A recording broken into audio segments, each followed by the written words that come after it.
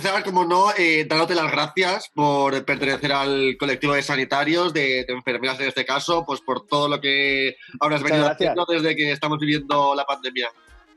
Muchas gracias. La verdad es que, bueno, fueron momentos muy complicados. Afortunadamente ya estamos mejor Sí, y sí. que siga así, que vayamos recuperando ya lo poco que nos queda por recuperar ya.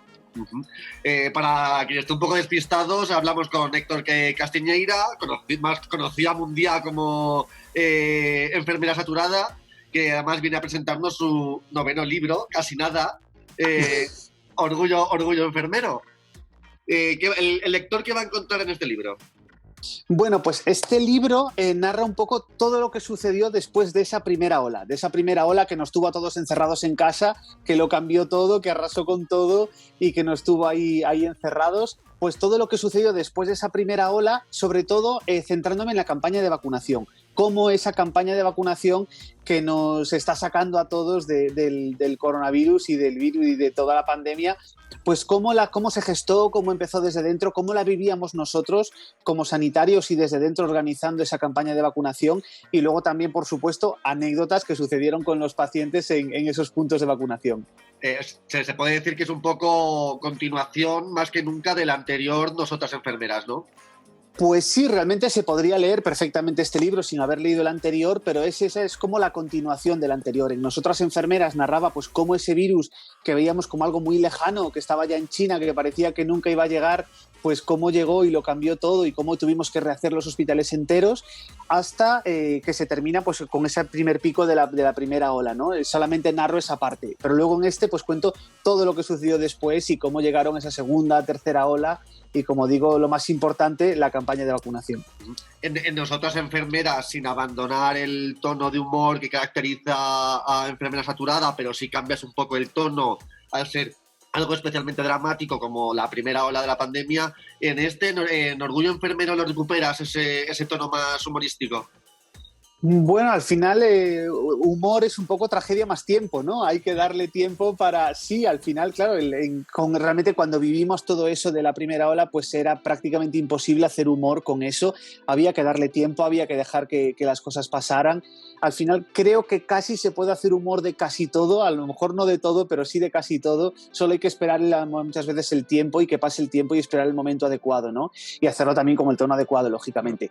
Pero en este caso, pues sí, ya recupero un poquito el humor, que era lo característico de mis anteriores libros, y como te digo, pues hay incluso ya esas anécdotas que vivíamos en los centros de vacunación.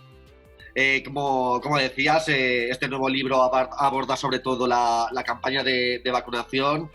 ¿Cómo lo has vivido tú? Cuéntame alguna de las anécdotas a las que haces referencia. Pues mira, la gente venía muy contenta, o sea, realmente ha sido que de trabajar en el centro de vacunación ha sido como ver la cara amable de la pandemia, no tenía nada que ver, al principio trabajaba en la UCI, nada que ver lo que vivíamos ahí, el dolor, la soledad, todo lo que vivíamos ahí con esa parte tan dura de la pandemia, y luego cuando ya estábamos un poquito mejor en las UCIs, me bajan al punto de vacunación y descubro otra realidad totalmente diferente, gente que viene contenta, gente que te da las gracias, gente que se te abraza, que nos traían incluso a veces un bizcocho que habían hecho pues para que lo comiésemos allí mientras vacunábamos. Entonces descubres algo totalmente diferente, gente que incluso llegamos a poner un libro de agradecimientos porque la gente quería dejarnos notas, quería escribir. Dijimos, bueno, pues mientras esperéis esos 15 minutos que había que esperar allí con el brazo recién puesta la vacuna, pues mucha gente quería dejarnos allí una nota en ese libro.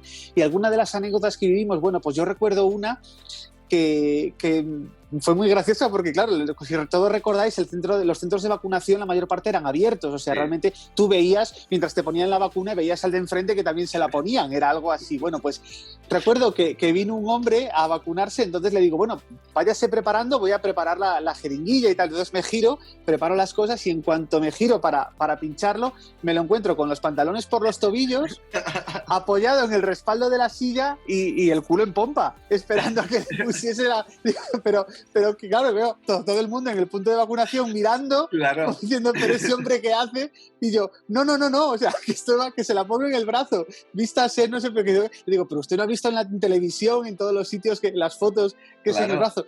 Pero es que me puse nervioso, me dice, me puse nervioso y ya no sabía dónde era, y digo, pues en el culo, y digo, pues nada.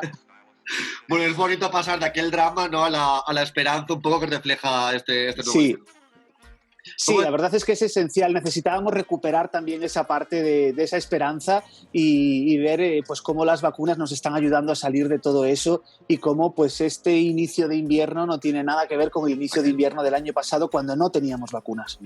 Siguiendo con la vacunación, España es uno de los países punteros a nivel mundial en porcentaje de población vacunada. ¿Cómo lo explicas? ¿Cuál es la razón por la que España hemos acudido en masa a vacunarnos?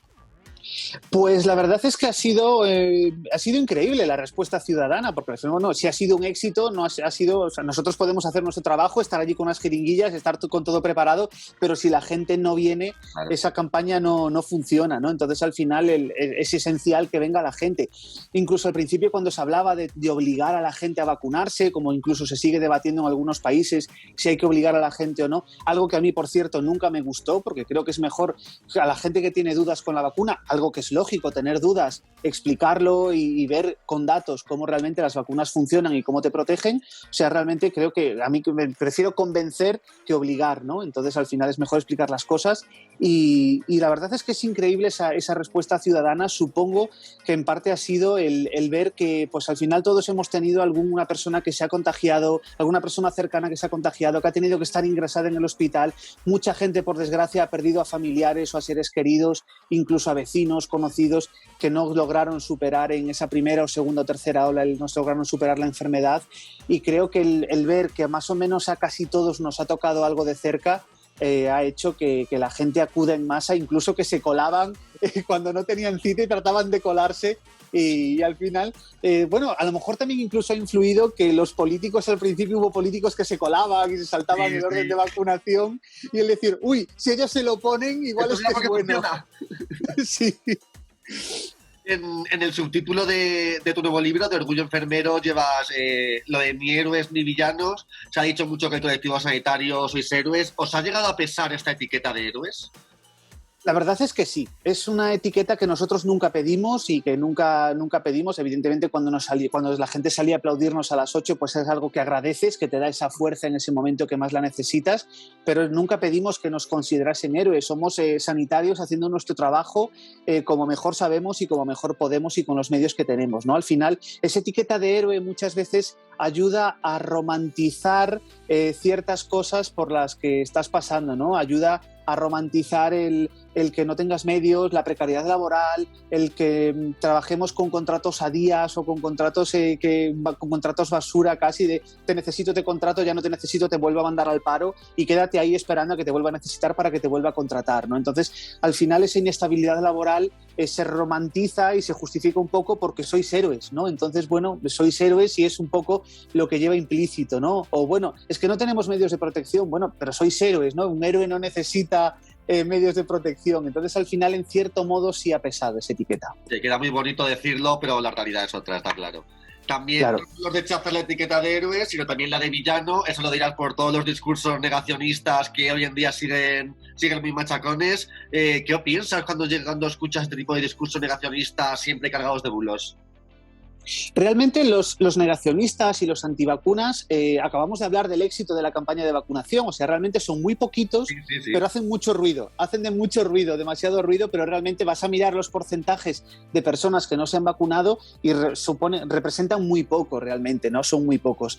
Pero sí que es cierto que pasamos de que nos aplaudiesen en el balcón a las 8 a salir del hospital y encontrarte una pintada de sanitarios asesinos en el centro de salud, en el hospital, discursos negacionistas en redes sociales.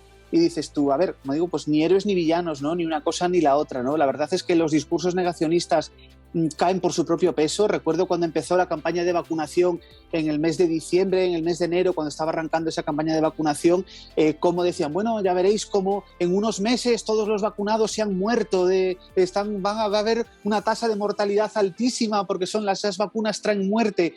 Y vemos cómo han pasado los meses. Yo me vacuné va a hacer casi un año cuando empezaron a vacunar a los sanitarios y aquí estoy, igual que yo, pues muchos otros compañeros, y vemos pues que el 80% de la población española pues ahora mismo tendría que estar medio muerta o enfermísima y no es el caso. ¿Qué es lo más loco que has escuchado dentro de los bulos y discursos antivacunas?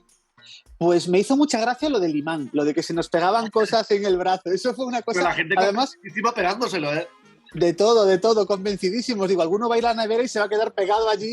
Cuando vaya a la nevera por algo, se va a quedar allí pegado como el imán de recuerdo de Torremolinos. Pues realmente, claro, era curiosísimo porque ese discurso caló muchísimo, Sí, sí. así como otras dudas ya realmente al punto de vacunación no llegaban, lo del imán sí. Entonces venía mucha gente que tenía cita y te decía, bueno, yo tengo cita, me toca vacunarme hoy, pero tengo aquí yo una duda y dices, a ver, dígame, trato de resolvérsela. O sea, lo del imán. Y dices, tu madre mía, lo del imán. Y esto, a ver, pero vamos a ver, que esto no lleva imán, usted no se va a convertir en Magneto, usted no va a tener superpoderes, ni se le va a pegar nada, ¿no? Ni realmente, eso era un discurso muy loco, pero que además, incluso según nació el bulo, murió al poco tiempo, Sí. hoy en día ya nadie habla de que se Pero le peguen caló, cosas pero caló. en el brazo.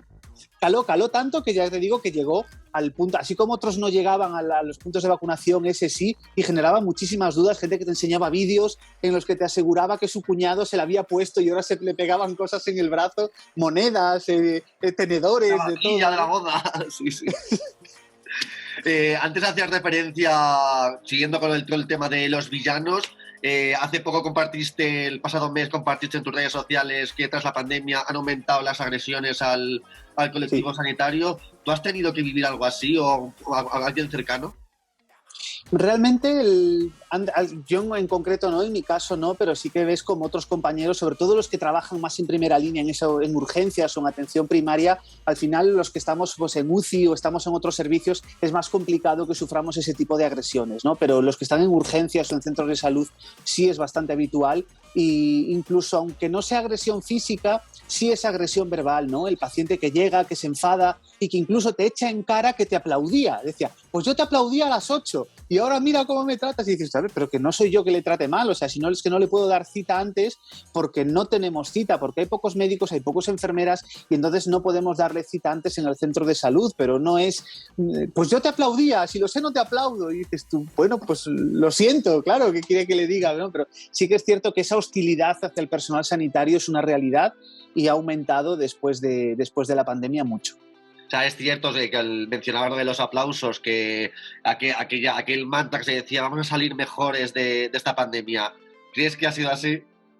No, para nada. Salimos, pero salimos incluso mucho peores, más egoístas y pensando solamente más en nosotros y en la individualidad, ¿no?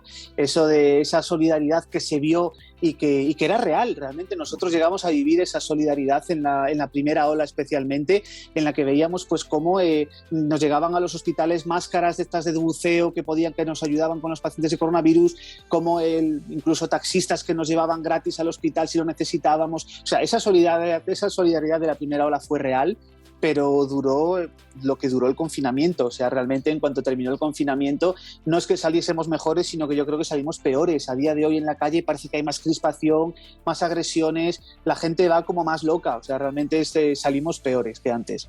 ¿Cómo recuerdas, vamos a quedarnos con lo positivo, cómo recuerdas aquellos momentos de aplausos? ¿Realmente os inflaban de ánimo a todos los sanitarios? ¿Cómo lo vivías?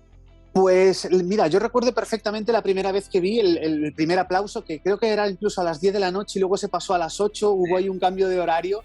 Entonces recuerdo perfectamente el primer día de los aplausos, que yo estaba de turno y entonces nos llegó, era a las 10 de la noche, yo estaba de turno de tarde y nos llegó el mensaje de sal al balcón y tal, y dijimos, anda, pues mira esta cadena que anda por ahí, y dijimos, esto se va a quedar ahí, que nadie lo va a hacer.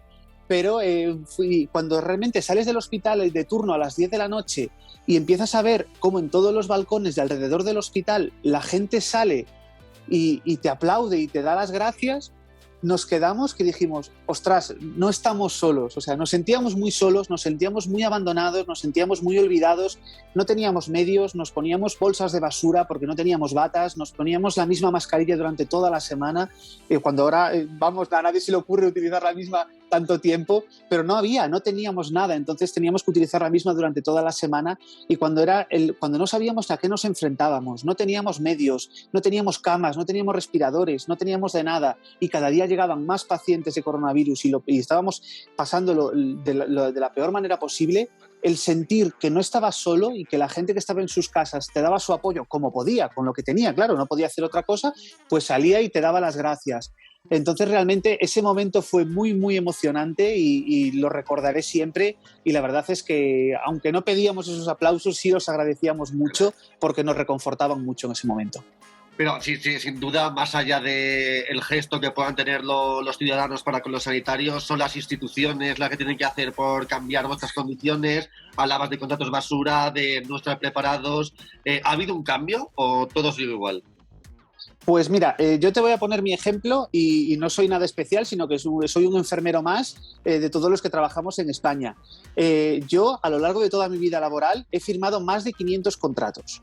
Más de 500 contratos con la administración pública, de contratos te contrato un día, te contrato una semana, te contrato un mes, ahora te vuelvo a contratar un día, ahora una semana. O sea, esos contratos de días por horas o por semanas, o te contrato de lunes a viernes, el fin de semana no, para no pagártelo y te vuelvo a contratar el lunes, ese tipo de prácticas son habituales.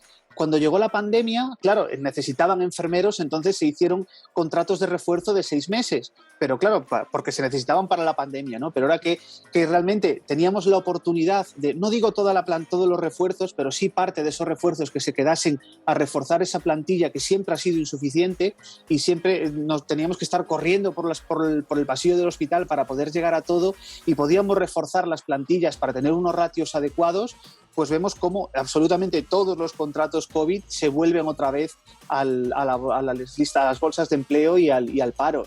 Entonces es una pena que no se haya aprendido nada y que no se haya aprovechado para reforzar un poco esas plantillas, porque el día de mañana podemos volver a tener pues cualquier otro problema grave. No digo que vuelva esta pandemia, pero puede volver en cualquier momento cualquier problema, o incluso que haya un problema de salud comunitario y que haya que atajar, y entonces volverán a hacer lo mismo, volverán a reclamar enfermeros. No hay. ¿Y por qué no hay? Pues porque se van a otros países donde sí los reclaman y donde sí les dan una estabilidad laboral. Y es lógico que se marchen, y al final estamos formando enfermeros en este país para que se beneficie de ellos Alemania, Italia, Reino Unido, Francia. Y es lógico, yo entiendo que se marchen muchos compañeros míos también de mi promoción y de otras promociones, se marchan a otros países hartos de esa inestabilidad laboral y de esa precariedad laboral, encontrando lo que en otros países les dan desde el primer día. ¿Cuáles entonces son digamos, las tres principales demandas de, en tu caso, el colectivo de enfermeras para mejorar las condiciones, para reforzar el sistema sanitario de salud? Pues mira, realmente una de las cosas principales que necesitamos es que se adecúen los ratios, o sea, los ratios de enfermera-paciente. Hay muy poquito, estamos a la cola de Europa en cuanto al número de enfermeras por cada 100.000 habitantes, o sea, realmente hay muy poquitas enfermeras. Hay países, la mayor parte de los países de Europa tienen muchísimas más enfermeras por habitante que tenemos en España. Si adecuamos ese ratio, si tenemos el número suficiente de enfermeras, al final aumentarán los contratos y aumentará, espero, la estabilidad laboral, que es otra de nuestras demandas históricas, porque al final la palabra precariedad va unida a la palabra enfermería desde siempre. Entonces, si aumentamos esos ratios, conseguiremos aumentar también el número de contratos, y los contratos serán un poquito más estables también, y no seguiremos perdiendo cada año a cientos de enfermeros que se van a otros países a trabajar. Uh-huh. Mencionabas antes de que habría que estar preparado cuando se llega para otra pandemia, pero algo de características similares. ¿Hoy en día los hospitales están preparados para enfrentar algo como aquella primera ola?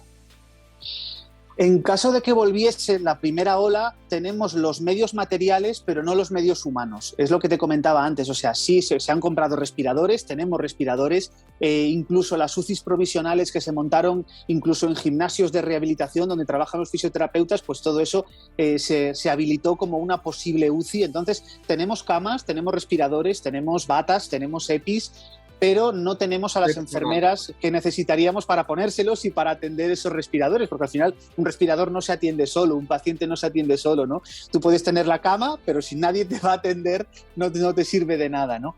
Entonces, al final, eso es, como te digo, no se ha aprovechado para reforzar las plantillas y poder tener los ratios adecuados. Para terminar, ya hablando de tu libro, de Orgullo Enfermero, como decía al principio, ya son 9 libros los que llevas con tu Satu. ¿De dónde sacas el tiempo?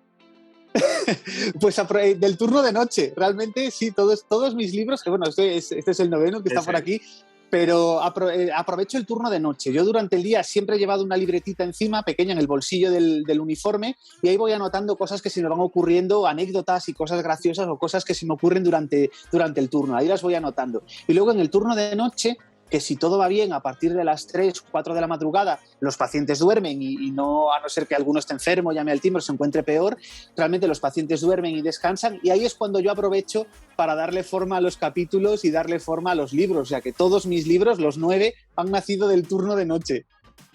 Te quiero preguntar, aprovechando lo del premio Planeta, que el Carmen Mola, que se vio que había 3 hombres, mucha gente se acordó de ti porque Enfermera Saturada lo asociaban a una mujer y al final se descubrió que era Héctor. ¿Cómo recuerdas ese quitarte la careta, bueno, en las redes sociales y decir soy yo? ¿Cómo recuerdas ese momento? Pues mira, realmente es muy curioso porque a día de hoy, y mira que hace años que he salido del anonimato, pero a día de hoy muchísima gente sigue pensando que Enfermera Saturada es una chica. De hecho, hace nada fue la Feria del Libro aquí en Madrid y yo fui a firmar a la feria y había gente que pasaba por allí y decía, anda, pero es un chico. Y digo yo, madre mía, que yo salí del anonimato después del primer libro y llevo 9. Pero sí que hay mucha gente que todavía lo sigue pensando.